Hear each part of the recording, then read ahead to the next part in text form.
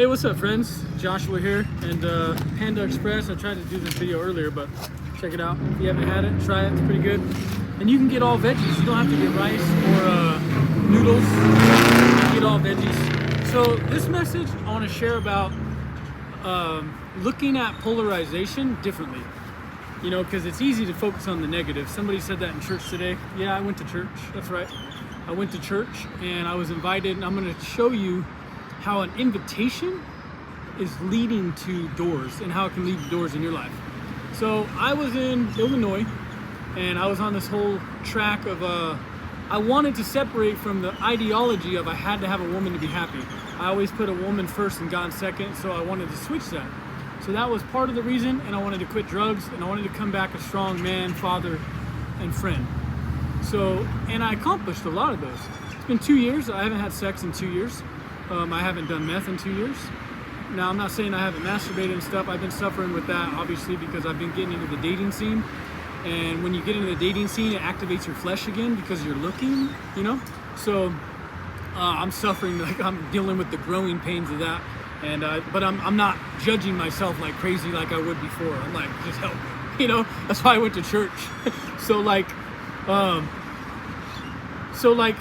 what is the invitation? So it's funny how, like, you look at the Bible and how Peter was fishing and stuff, and he couldn't catch no fish, and Jesus is gonna get in his boat, and Jesus is like, how about a helping hand, you know? And Peter puts him in the boat, and then that's an invitation. So when he pulled Christ into the boat, Christ first said, hey, how about a helping hand? Peter accepted, pulled him into the boat.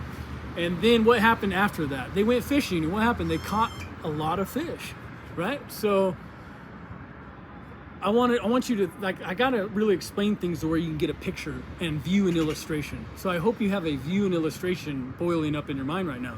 So, like, for example, you take Peter and Christ getting in the boat, right? So now I'm gonna show you, I want you to hang on to that, and then I'm gonna share you the testimony that happened to me in Las Vegas. And then I hope you can implement that in something in your life. Maybe you're gonna think back of an invitation you weren't aware of and go, oh, I had one of these, dude, right? So here we go. So I'm Superman in Illinois. I'm doing things, whoop, whoop, whoop. You know, I'm conquering things, breaking records and all this stuff. And then I make a move. You know, I capitalized action on top of a dream, and I went and followed through on a dream, brought somebody over here, and then I felt that alarm mechanism go off, so I bounced, and then I came here, and which was also in a dream. I'm here because of a dream, right? And it's a vision of a peak of a mountain you gotta climb.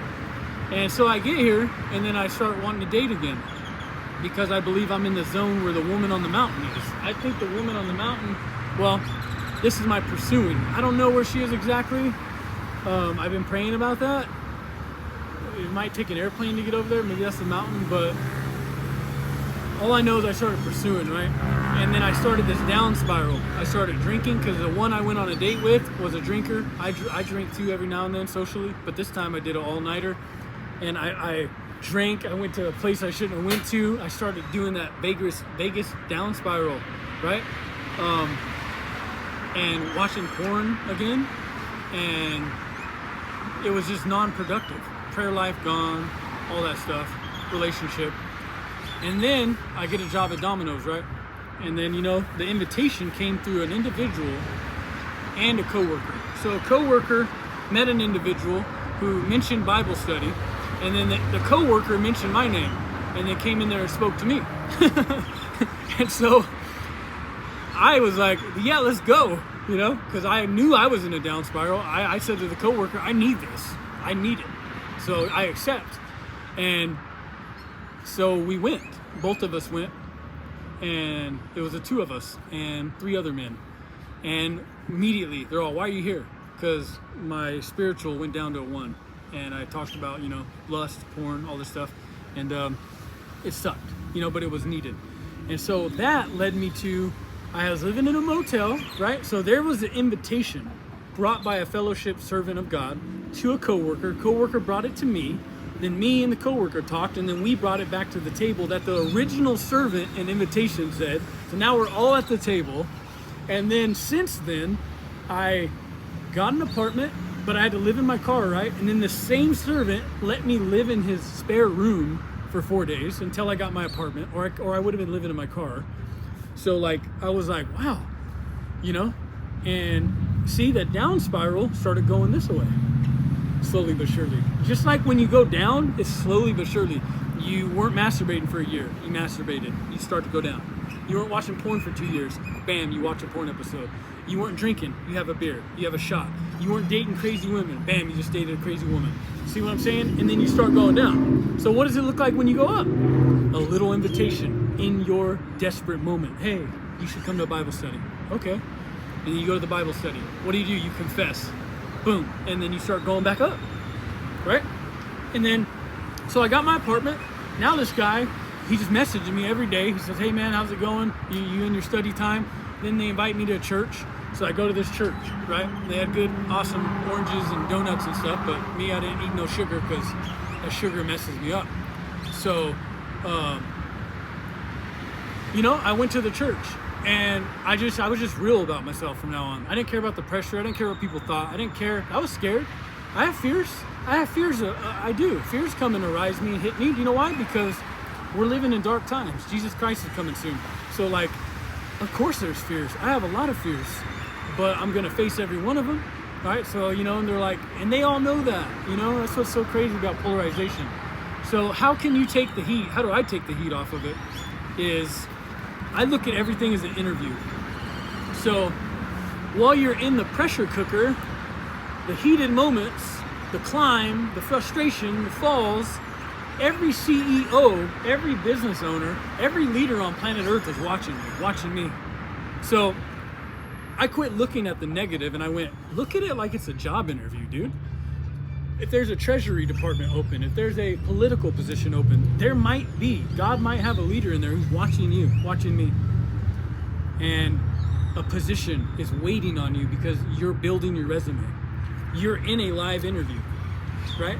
And once you up spiral to a certain point, job is yours. Once you job is yours, right? So when you look at it like that, it's cool. It's great because you handle it like an interview. What do you get at interviews? Those hard questions, dude. When a boss says, how did you handle this at work? And when you're in a live interview, you don't even got to answer those questions. They already know how you handled it, right? So when you're doing a live interview, it's like they're scenarios, they're putting the hard questions in live action. So they're seeing how you're going to handle those as they set you up with them. And yeah, that's kind of shady, but at the same time, it's fun. That's how these Hunger Games roll. You can either get with the program or you can go cry in a corner. I just choose to not cry in a corner. So like, I look at it differently. You know, I was built different. So, and that's how I want to look at it. And I think you should too, because if not, you're going to just be so stuck in the negative, man. And who wants to be there? So like, and what if your ideology on that is what the world needs to find balance in some area, some form or fashion, some place, some workplace, some home, some rehab center, whatever, you know? The way you look at things in your clique and circle is actually your key to elevation around your clique and circle. So that's why the live interview is just, it came to me, and I know it's from God because it brings peace. Like last night was so peace. I saw so many demons manifested last night. It was a trip. I was quiet, you know, working, you know, rolling out that pizza dough, you know, and all of a sudden, wham, manifestation coming at me every corner. I'm just like, dive, duck, dip, dodge, you know, and that's just how you got to roll with it. And I, you know, sometimes you bounce back. I have you know, my mouth gets me in trouble. So I let them know, y'all weak, you know, it ain't affecting me. I'm over here at work and they're just, you know, hating on motivation and stuff. Not all of them, but I saw it and they know it's true. And you got to look at it like a live interview, because if everybody else is acting like a heathen, who's going to run these businesses? Who's going to run those tough positions that are counting money? Who's going to look after these employees? Who's going to be quality control? If everyone's a heathen, man, with no morals, who do you think the CEOs are really wanting for their companies? They're like, I can't trust that guy. He manifests and he just goes crazy. I can't trust this guy. I can't trust that person. They all click up out of nowhere and just can't focus. So they're going to look at the ones who are diamonds in the rough, the gladiators in the arena, right? The ones who are facing every single thing. That's who I would look for if I was rebuilding. That's who I would look for. That's who I would promote, because that's the only way you're going to run successful things, run successful missions, run successful organizations, run nonprofits. You can't run a nonprofit if you don't have heart. Nonprofits are built off heart, right? Not money. So if you have a bunch of heathens trying to run a nonprofit, is it really a nonprofit? No, it's a heathenistic profit. Nonprofit was generated and built off people with heart and not greed. But if you're all giggles and parties, nonprofit went out the window, right? It became some corporate takeover that has no heart anymore, right? So start putting a different mindset to how you see things, you know, and that's it, you know. So I started doing that, and I always shout out to men who are suffering with insecurities and stuff. Like, if I can do it, dude, with everything that's thrown at me, what the hell are you doing? What's taking you so long to get out there? You know what I'm saying? So, I mean, it's not, we got to drop the story, you know? And if I can drop the story, I know you can. If I can be humiliated and get back in life, I know you can, you know, because I was straight humiliated. It is what it is, right? It is what it is. So I want to encourage you all to just stay focused, and really, I hope you got what that picture was about the invitation, right? So like, if somebody gives you an invitation, right, to a wedding, go, hey, can you come to my wedding next month on the 15th? Okay. And you take the invitation. Destiny is going to connect with you somewhere. There's going to be something that happens because you accepted it, right? So remember, sometimes you'll accept the invitation, but then your impatience gets the best of us. Me especially. And you'll get impatient, and it's like, just wait, because when Jesus got in the boat, what happened afterwards? They caught fish. So when you accept that invitation, just roll with it. Something's gonna come. You're gonna receive something, you know. So I just want to encourage you to receive and keep moving forward. And stay tuned. I'm sure it's gonna be juicy tonight at work. Who knows what the Decepticons are gonna throw my way? But I'll be ready, like Iron Man. So it is what it is. Y'all have a beautiful day, and I hope you share this. If you like this YouTube channel, hit the thumbs up button, hit the bell, share it with your friends, you know, and just roll.